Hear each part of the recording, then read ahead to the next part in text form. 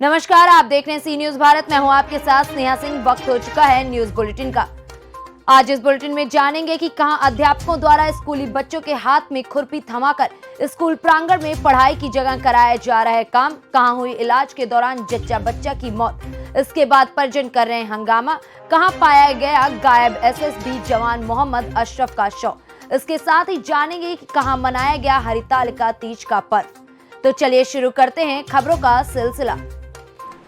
खबर बिहार के बगहा से है, जहां सर्च ऑपरेशन के दौरान कमर छिन्वा दून के हरा नदी के पास गायब एसएसबी जवान के शव को हथियार के साथ बरामद कर लिया गया है। मंगलवार की रात्रि में गश्ती पे गए एसएसबी 65वीं वाहिनी में तैनात जवान मोहम्मद अशरफ की मौत नदी के पानी में डूबने से हो गई थी।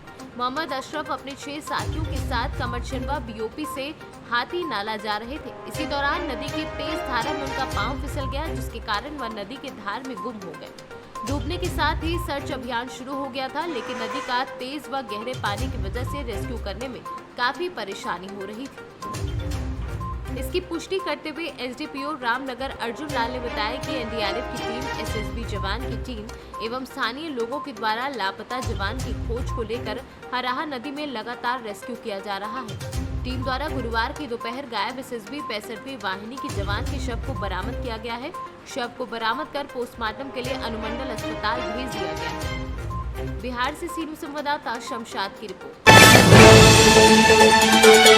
बहराइच के फकरपुर थाना क्षेत्र के गजाधरपुर निवासी अशोक कुमार गौड़ ने बताया कि मेरी पत्नी कोमल देवी की डिलीवरी थी, जिसे लेकर रात 12 बजे फकरपुर स्थित मंजू शुक्ला के प्राइवेट नर्सिंग होम पर लेके गए, जहां पर भर्ती इलाज शुरू किया और बताया कि नॉर्मल डिलीवरी है, कहीं और ले जाने की आवश्यकता नहीं है, 2-3 घंटे में डिलीवरी हो जाएगी।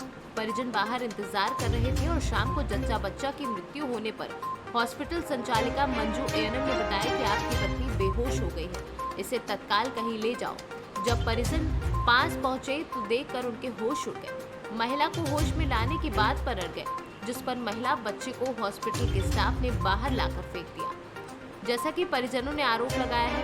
ऐसी स्थिति में परिजनों ने डीएम व सीएमओ बहराइच को सूचित कर हॉस्पिटल संचालिका के कृत से अवगत कराया है और शव को घर ले आए। प्राइवेट अस्पताल मंजू शुक्ला के यहाँ मेरी भयो जो है डिलीवरी का मैटर था, मैं ले करके वहाँ पर गया 3 बजे। ले जाने के बाद में मैंने डॉक्टर साहब से वार्ता किया मंजू शुक्ला से कि आप देख लीजिए, अगर ठीक ठाक है तो आप बताइए, नहीं ठीक है तो बताइए। उन्होंने बताया, खून की जांच भी करवाया तो 9 पॉइंट खून निकला। इसके बाद में बताया कि जो है नॉर्मल डिलीवरी हो जाएगी बेटा, कोई चीज़ की दिक्कत नहीं है। हम कहा ठीक है सर। फिर ये हुआ कि हम लोगों को बाहर निकाल दिया गया। उसके बाद में चच्चा बच्चा दोनों की मौत हो गई। मौत होने के बाद में हमसे कहा गया कि अपने मरीज को बाहर निकाल ले जाओ, बेहोश है। हमने मरीज को हम कहा होश में लाइए तब हम बाहर निकालेंगे। फिर उनकी 2 लड़कियाँ थी, उन्होंने मेरी मरीज को पकड़ करके ला करके रोड पे डाल दिया। उसके बाद में अपने घर ले आया। आला अधिकारियों को सूचना दिया गया। सेमो साहब कल आए थे जो है थाने में, उन्होंने अनुशासन दिया था कि मैं जो है कल सुबह एसडीएम और सेमो साहब आए हुए थे, उन्होंने अनुशासन दिया कल सुबह मैं उसका हॉस्पिटल सील कर दूंगा। अभी तक कोई कार्रवाई नहीं होती है।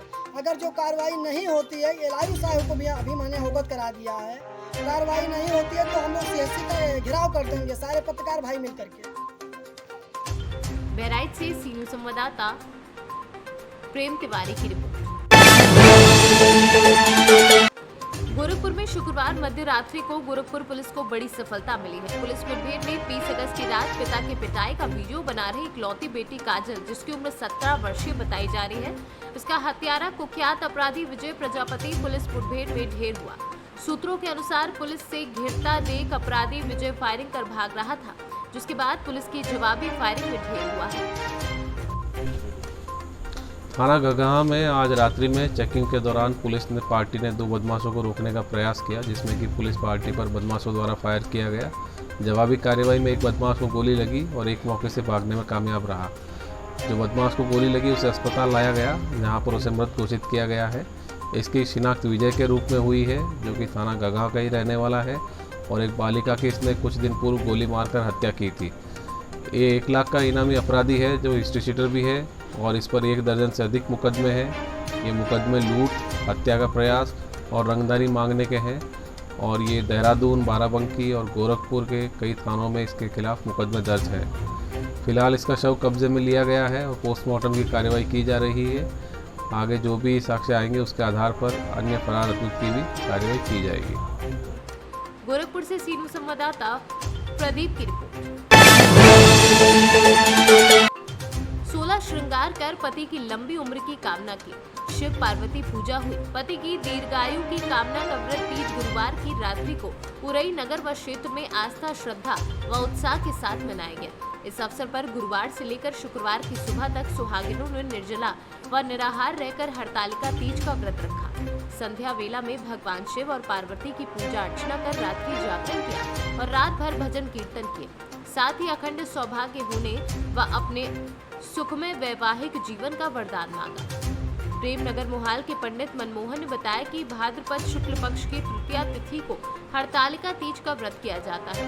इस दिन सुहागिनी अपने पति की दीर्घायु की कामना को लेकर भगवान शिव की पूजा अर्चना करती है। उन्होंने बताया कि अविवाहित कन्याएं भी अच्छे पति की कामना को लेकर तीज व्रत करती हैं। जालौन से सीनू संवाददाता रामजी की रिपोर्ट। फिलहाल इस बुलेटिन में बस इतना ही। देश विदेश की ऐसी तमाम खबरों को देखने के लिए बने रहें सी न्यूज़ भारत के साथ। हर खबर आपके साथ, आपके हाथ।